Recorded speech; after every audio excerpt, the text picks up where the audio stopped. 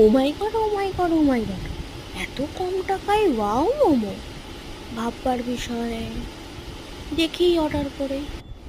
Finally order করে দিয়েছি, চলে এসেছে।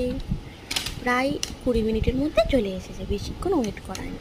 যাই হোক, এটা আমি অর্ডার করেছিলাম 4:30-র দিকে, খেয়েছি সন্ধ্যে 7টায়, সেটা আবার মাইক্রোওভেনে গরম করে। যাই হোক, তো এখানে আনবক্সিং চলছে, আর আনবক্সিং করছে হচ্ছে আমার হাজব্যান্ড।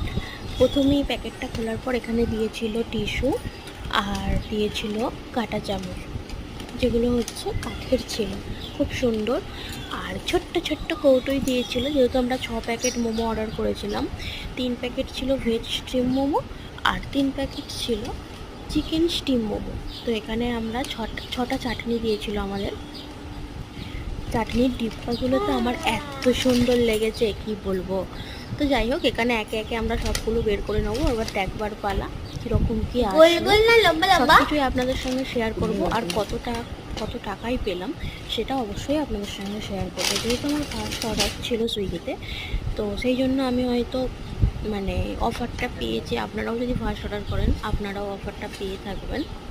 তো এখানে আনবক্সিং চলছে, বেশ মোটামুটি ভালোই সব কিছু এসেছে। কিছু কম টাকায় বলে যে খারাপ তা না। এবারে এখানে খাচ্ছে রূপসা, ওকে এবার বল চাটনিটা কেমন লাগছে। আমার ভালো লাগে, ঝাল দারুণ লাগে। ভালো লেগেছে। আমার খাওয়ার সময় আমি ভিডিওটা করতে পারিনি। যাই হোক, চাটনিটাও ছিল ঝাল ঝাল, খুবই ভালো খেতে লেগেছে আমার। কার কীরকম লাগবে জানি না, তবে আমার খুব ভালো লেগেছে। ভেজ মোমোটাও ভালো ছিল, আর চিকেন মোমোটাও ভালো ছিল।